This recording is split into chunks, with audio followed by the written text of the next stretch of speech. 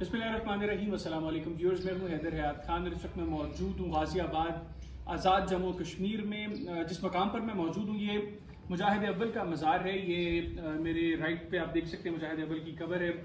कल 10 जुलाई को मुजाहिद अव्वल की बरसी थी।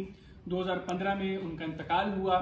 थोड़ी सी हिस्ट्री जो मैं समझता हूँ कि हमारी नौजवान नस्ल कश्मीर के हवाले से भूल गई है वो मैं आपको बताऊंगा, लेकिन उससे पहले मैं आपको इस एरिया के हवाले से थोड़ा सा बताऊं। मेरे राइट साइड पे अगर आप थोड़ा सा ये फोकस करके बताएं, ये रोड जो जा रहा है ये रोड सीधा मुजाहिद अव्वल के घर की तरफ जा रहा है और मुजाहिद अव्वल की पॉलिटिकल लेगेसी को और कश्मीर को लेकर उनकी लेगेसी को जो कंटिन्यू कर रहे हैं वो मुजाहिद अव्वल के साहबजादे सरदार अतीक अहमद खान साहब हैं।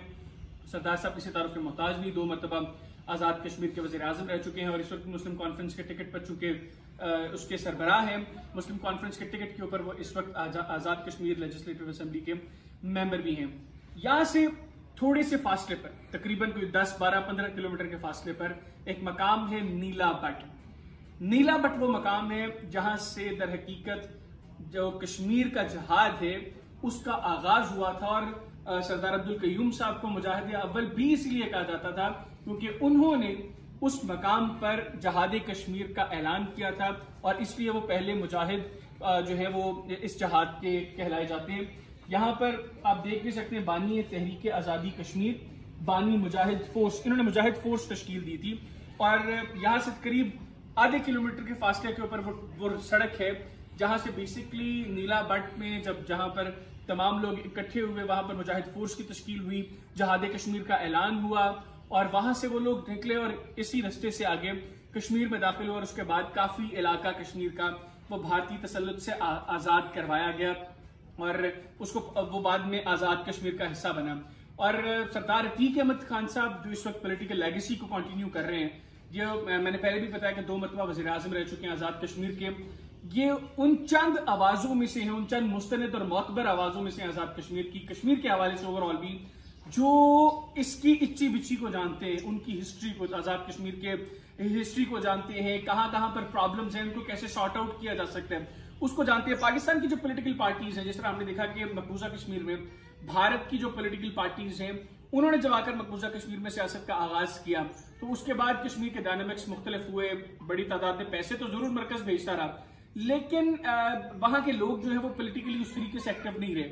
यहां पर भी सिचुएशन यही है कि मुस्लिम कॉन्फ्रेंस जो कई मरतबा इक़्तिदार में आई, बहुत डेवलपमेंट भी करवाई। इनफैक्ट जो पूरी रोड है जो कोहाला से आगे को जा रही है, फिर आगे भी जितने टूरिस्ट प्लेसेस हैं मोस्टली मुस्लिम कॉन्फ्रेंस के दौर में बने हुए हैं।